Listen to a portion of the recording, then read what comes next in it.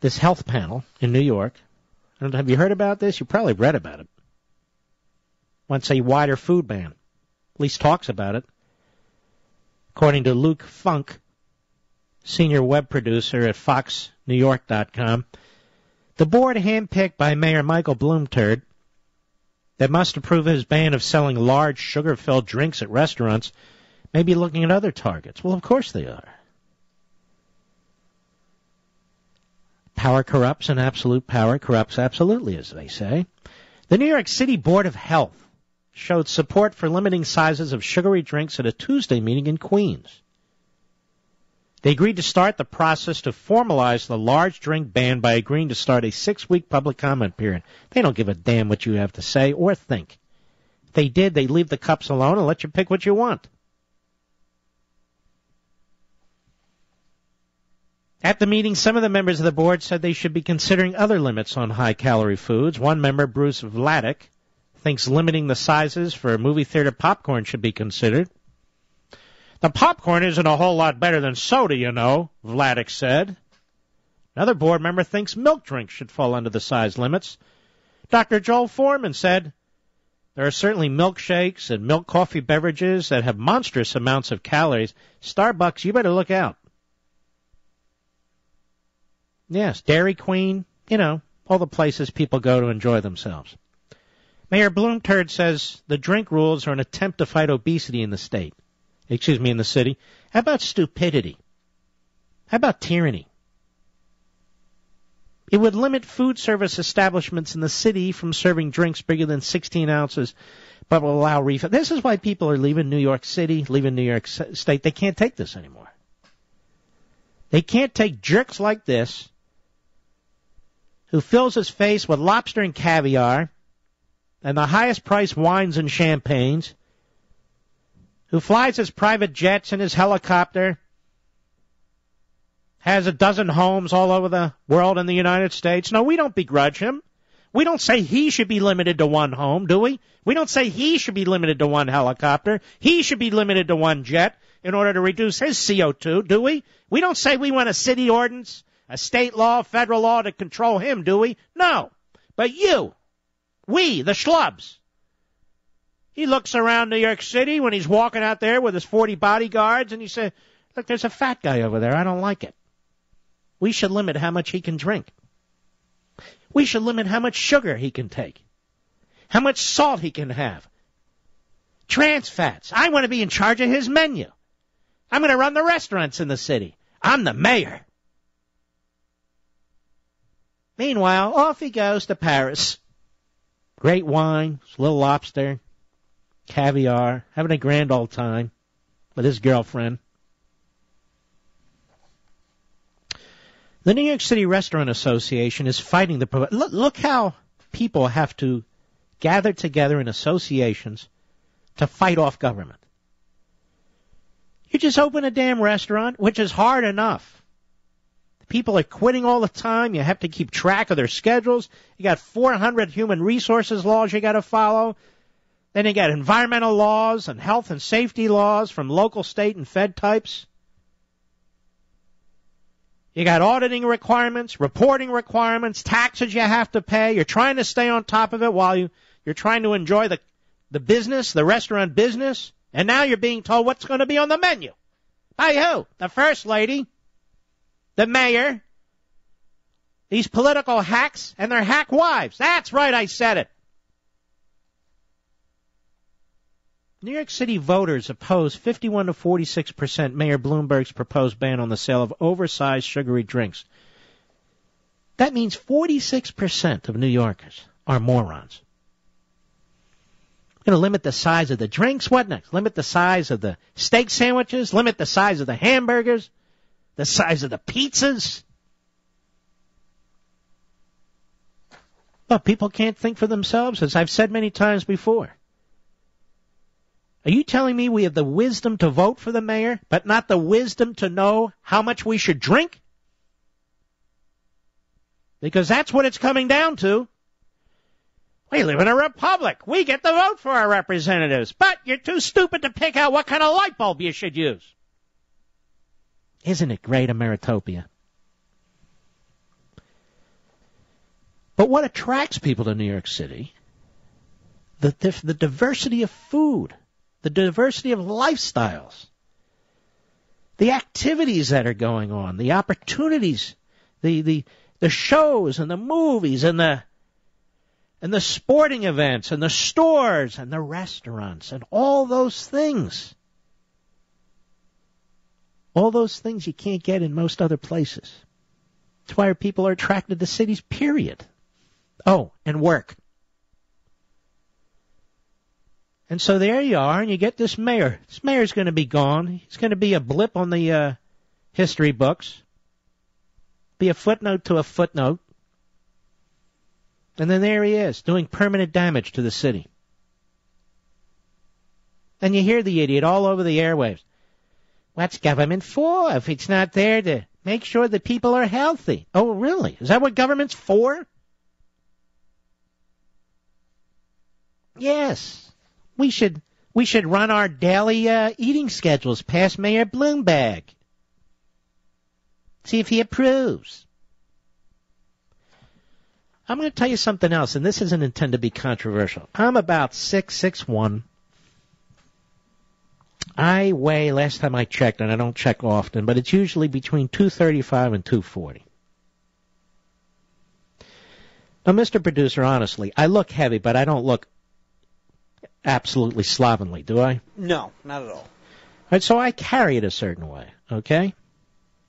And no, not in my breasts, but I carry it a certain way. And people carry weight a different way, but I want to be this weight. I don't want to be 205 or 210 pounds. I want to be the weight I am, and I want to eat what I want to eat. How dare this politician step in and say what I need to do and how I need to look? Being perfectly serious about this. Or the First Lady of the United States. Do I pass judgment on her looks? Or her kids? Or other people in politics? No. Just because Bloomberg is a skinny little shrimp doesn't mean all of us have to be skinny little shrimps, does it? I'm the weight I want to be. I eat what I want to eat. And I'll make those decisions for myself. And I don't need any hack mayor making those decisions, or First Lady, or anybody else for that matter. By the way, Bloomberg is not the only one. In L.A., they're outlawing plastic bags. I mean, everywhere you go. You know, it would be great if only local and state government were handling roads and police and cops and emergency personnel and the basics of a civil society. It would be terrific. But how do we limit them? Well, Mark, we can vote. No, we can't. We vote for these people, and then they go in a different direction. They lie to us. He's not the only one. You have people want to ban pistols, guns. I mean, things to defend ourselves, things we want to eat, light bulbs. They want to tell us what kind of automobiles we can drive, what kind of energy we can use, how much we can use. This is what I'm saying. This isn't America. This is Ameritopia. And I'm fed up with it. That's why when I hear these idiot politicians say, we really need accommodation and compromise, and Reagan wouldn't recognize the Republican, they're full of crap. We need conservatives. We need victories. We need election results. We need to take over every branch of government at every level of government. And even then, it's a daunting task. Bloomberg ran and won first time as a Republican. Oh, a big tent Republican. Having switched from a Democrat, having gone back to a Democrat, then to an independent. Guy doesn't care. Just wants power, and then he wants to exercise it.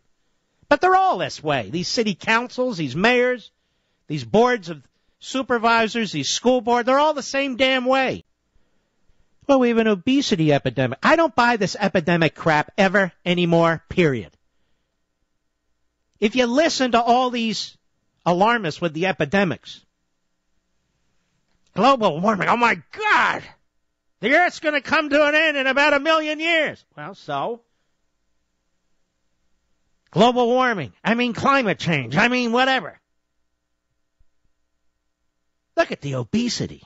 Oh, my God, we're fatter than ever before. Wait a minute, I thought people were starving. Well, they're starving, but they're fat. Oh, and then we have what they call these food deserts. I mean, who comes up with this crap? This cockamamie BS. Oh, we have food deserts, that's right. Everybody has to have like an outdoor vegetable market within walking distance of their home. I've never had such a thing. Have you, Mr. Producer? Oh, look at that. Fresh tomatoes from Jersey, right here in Virginia. Oh, no. Meanwhile, in this country, we got more public transit, more cars, more motorcycles, more bicycles. You get off your ass, you get into one of those things or on one of those things, or you have a neighbor do it, or better yet, you know what else we have, Mr. Producer? Delivery services, right? You know what? I think I'll have a pizza today. You know what? I'll have a hamburger. You know what? They have these all over the country, these so-called food taxis or whatever. But no, we have to have food deserts. Just listen, food deserts. Like we're in the Sahara. Anybody can buy an apple if they want one. Anybody can buy grapes if they want it. Broccoli, asparagus, they can get whatever they want. And it's not McDonald's job or Wendy's or Burger King or any of the rest of them to give it to them or to sell it to them. They made money selling greasy hamburgers. And that's perfectly fine if we want greasy hamburgers. No. We insist they have to have salads. We insist that the calories have to be below a certain amount. Who is we? Well, the mayor's board of this, that, and the other. You know, the thingamajig.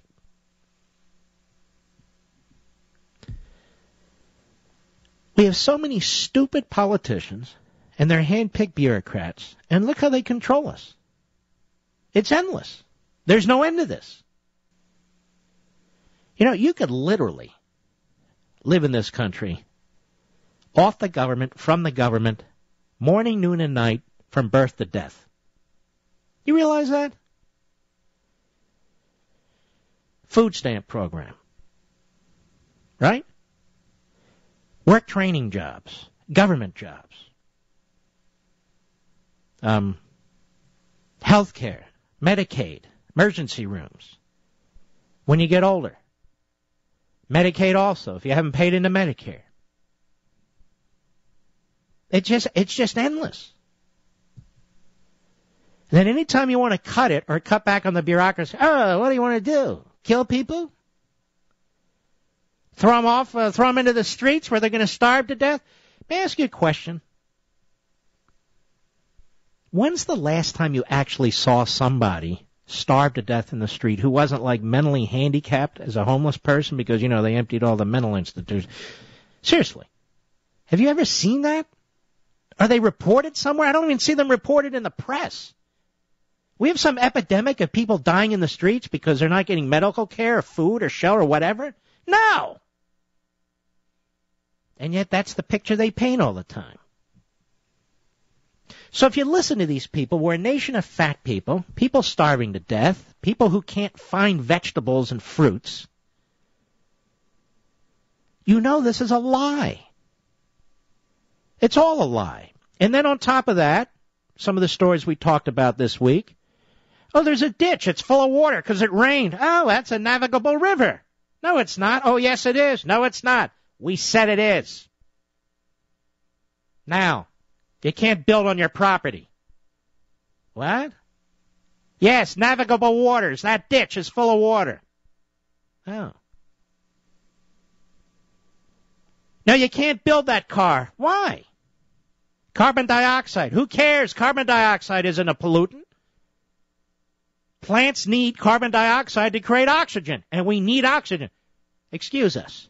The Supreme Court said we can issue a regulation, and we issued it.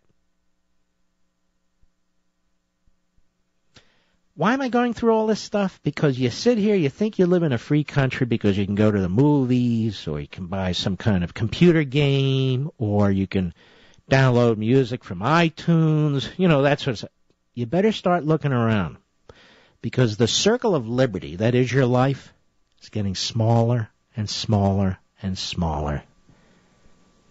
And there doesn't seem to be anything that the government can't regulate or ban, or anyone the government can't regulate or ban. How the hell did we live in this society? How the hell did we get along? How did we get to this point without all these people telling us how to live and what to do? So, it's not really about cupcakes or Skittles or soda. It's not really about light bulbs or gasoline or cars or any of the rest. You're an adult, most of you. Even you young people listening. You have to make decisions all the time about what's right and wrong, what's in your best interest, what's not. You have some indulgences. The idea that a politician, simply because he or she gets elected, or a bureaucrat, simply because they squirrel their way into some bureaucracy, have the authority under any constitution, state or federal, to tell you what to eat and how to eat, should offend all of you. They tell you what kind of light bulb you have to put in your house, what kind of car you're going to drive, how many miles it's going to get. Don't get sucked into all these arguments about health and the environment. It has nothing to do with health and the environment. It has to do with your individual liberty. It has to do with your free will. It has to do with your sovereignty. Any moron elected to office can push you around. These are bullies. They dress up what they're doing as something that's earnest, but it's not earnest. It's not virtuous. They're bullies. They want to use the law to tell you what to do. And if they're not telling you what to do, they're telling somebody else what to do, and you shouldn't ignore that either. They'll get around to you. Poor guy wants to open up a pizzeria. Now he's got to deal with 1,000 other things in addition to trying to make a profit. I don't know how anybody makes a profit in this country anymore, given all the regulations at all levels of government. I really don't, given the trial lawyers who sue at a moment's notice under all these other federal and state statutes. We're building a society that is hostile to liberty. We're building a society that's hostile to entrepreneurship. That's not the American society. That's not America. And these temporary politicians create permanent damage.